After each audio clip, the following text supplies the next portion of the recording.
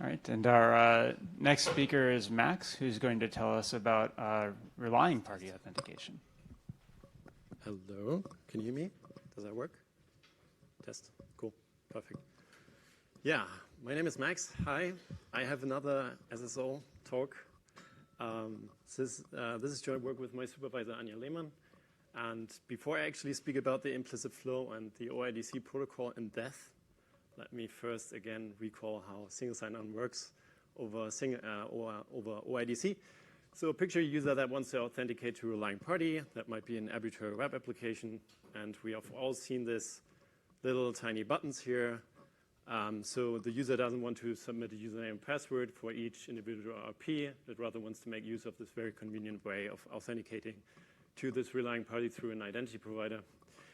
And it doesn't matter what button the user clicks here, the protocol that's going to be spoken between all those parties is actually OIDC.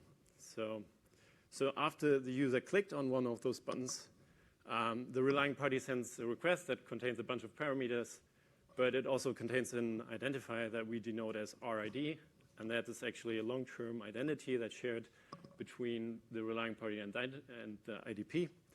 The user forwards this request. The IDP goes through a consent dialog where the user also authenticates to the IDP to authorize this authentication. And then the OIDC protocol branches into two potential sub-protocols, which are also denoted as flows. And the first one is the implicit flow, and the second one is the much more common way, is the authorization code flow. So in the implicit flow, the IDP issues an identity token right away, which is a JSON web token that contains, again, a bunch of parameters such as the RID and UID, and the context, such as the user attributes. But the most important part here is it's signed by the IDP, sent back to the relying party, and the fact now that the relying party can check the signature by using the IDP's public key authenticates the user. So the authorization code flow works a little bit different. So the IDP issues a so-called authorization code first, which is just a random string. And now the RP creates a direct channel to the IDP and authenticates for the step to exchange this temporal token for this ID token again. So the difference here is direct channel and authentication. So privacy. I guess you all see a problem here, a couple of problems. So we always send this initial request a static long-term identity. And when we take, so this, of course, a privacy issue, so the IDP can easily track what the user does. And when we take a second look from the security perspective, we see that this identifier is included in the token.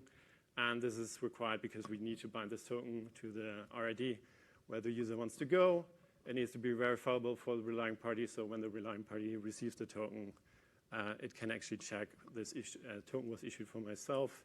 And just in case the token gets leaked on the way back, it's not reusable for another honest relying party. Another privacy issue that arises using just the authorization code flow is, of course, this direct channel that makes privacy actually impossible using this flow. So the question here is, can we fix this? And the answer is yes. So there's an elegant solution to this problem published 3 years ago at AGS-CCS by Sven Hammer-Rastasse and David Bassin. And their extension actually extends the implicit flow. And to give you a clue how this works in the simplified version, so in the moment where the user receives this initial request and creates a pseudonym by randomizing the actual RID, by taking the RID and the randomizer, put this into a cryptographic hash function, create RID prime here, send this over to the relying party, and now to the IDP, sorry.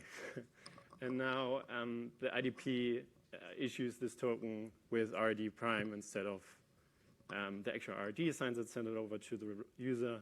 And when the user receives the response, it appends the randomizer so that the relying party now can, again, verify the token accordingly to its RID. So we still have binding, which is nice. We gain privacy because the IDP doesn't learn where we want to go.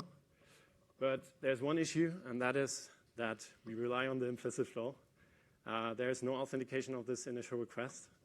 And this is considered as deprecated, like using the implicit flow nowadays is not considered as best practice. And so why? Why do we need RP authentication? So you really want to make sure that this initial request that is sent from the relying party is authenticated. So here's a quote from the current security best practice that also applies to OIDC. Otherwise, your application has to deal with a bunch of vulnerabilities that you don't want to face. You also want to make sure that only authorized RPs can use the IDP service.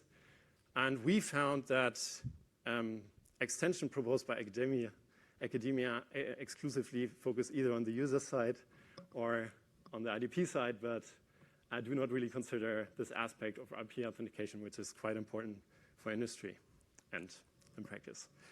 So I was also speaking about deprecation, and we have to look on the specifications a bit. So OIDC actually extends the OAuth framework, which is all about authorization to user resources. And OIDC adds user authentication. And OAuth itself is quite complicated. I think there are more than 20 RFCs right now describing the framework. And there's work going on right now to simplify everything, to consolidate all the different RFCs, squeeze them into a new specification, OAuth 2.1 with the current version 8, which is due to September this year. And currently, this specification deprecates the implicit flow because of the lack of RP authentication, which is quite reasonable for OAuth. However, we want to emphasize here that the relationship to OIDC is not clear at this point, so this might also cascade up to the other specification. And we want to emphasize here that if the implicit flow is also going to be removed from OIDC, there's actually no hope for any privacy on the protocol level because we only have the authorization code flow left. And as you have seen, there's this direct channel between those parties. So this is actually impossible to achieve that. To summarize our goals, we actually extend this approach I showed to you earlier and want to add some accountability. So we really want to make sure that when the IDP receives this initial request, it wants to make sure that this stems from the legitimate RP. We want to combine this with hiding, so the IDP should learn the identity of the relying party. We also want to add this, of course, with binding for security reasons. Our contributions are as follows. So we formalized this interactive model protocol we formalized this protocol in a game-based manner, and we had to go through the challenge of capturing, on the one hand, the accountability, on the other hand, the hiding property. We provided provable secure construction, which actually is straightforward. So it's based on standard signatures that actually come from the OIDC specification. But we also need commitment scheme that we instantiate through Pedersen commitments. We need a signature scheme with efficient proofs where we use PS signatures. And we make our zero-knowledge proofs non-interactive by using Fiat-Shamir. So we also provide an implementation and benchmarks where we conduct our experiments on 2 reference devices. All right, now I would like to simply walk you through our extension. So we're back in the old setting. So before we actually start off with the protocol, so you might see some similarities to previous work. So the relying party is here required to obtain a so-called credential from the IDP. And in this step, the relying party needs to authenticate to get this credential. Okay. So now we are actually done. So this step needs to be performed in a certain time period. But you're going to see the use of this credential in a second. So when the user now wants to authenticate to the relying party, it creates a commitment on the actual RID, sends it over to the relying party. Now the relying party creates a zero-knowledge proof that proves actually 2 statements. The first statement is that it actually holds the valid credential from the IDP for its RID, and that the commitment is well-formed on this RID. Yeah. So the proof pi and the commitment C is sent over to the IDP, which now verifies the proof with regards to its public key and the commitment. And when this was successful, the IDP issues a token with the commitment instead of the actual RID, signs it, sends it over. And now the user can actually verify if this commitment that was signed in this token corresponds to the commitment of the initial request, sends it over also with the opening of the commitment to the relying party, and so that the relying party again can verify this token accordingly. So we still have binding, or we again have binding. We also gained like accountability and hiding through the zero-knowledge proof and the commitment. And at the end, I also want to emphasize the challenge that we have to go through. So in order to come up with valuable security properties, we of course have to deal with corrupt RPs. So we had to come up with an efficient RP revocation with privacy, and we opted for this epoch-based credential renewal, which resulted in a very efficient and simple construction. But it complicates the model and the analysis. And all the details are, of course, in the paper.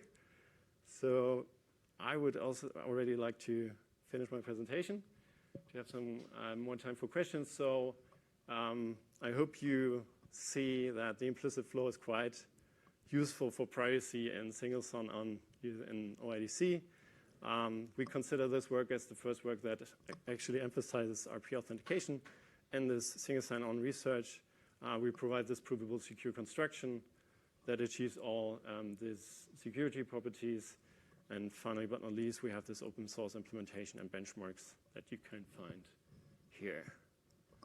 All right, that's it. Thank you so much.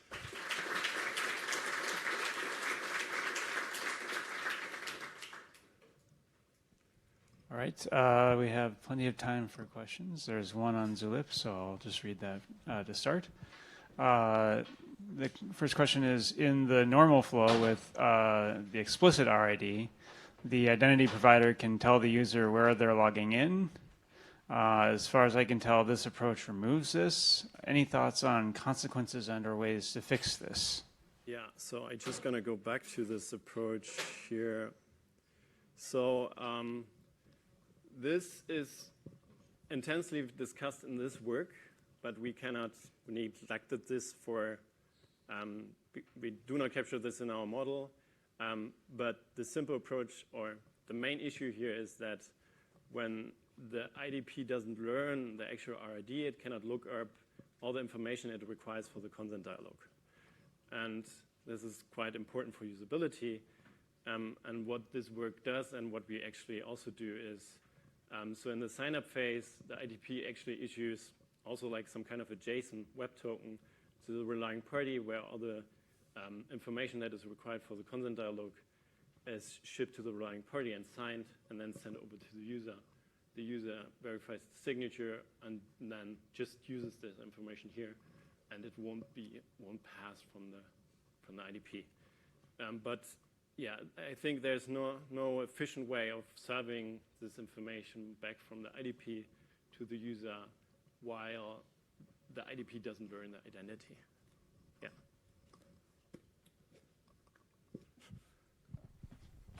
Thank you for the very nice talk. I'm wondering, like, with the proofs and the commitments and so on, like, so the flows are still following the standards, but sort of, yeah, like how many changes did you have to do to the flows?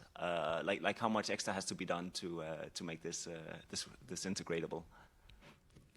This is a very good question. So first of all, what we introduce here is like state on the user side with like the commitment. I think that's not, that's not done in the standard. And yeah, so you kind of need to change this. But I mean, the IDP side is quite easy, might be easy to change. I think just the user management, like really diverges from the actual standard. So this needs to be changed. Does it answer the question? I'm not sure, 100%. Maybe you're going to talk about this afterwards. Thank you.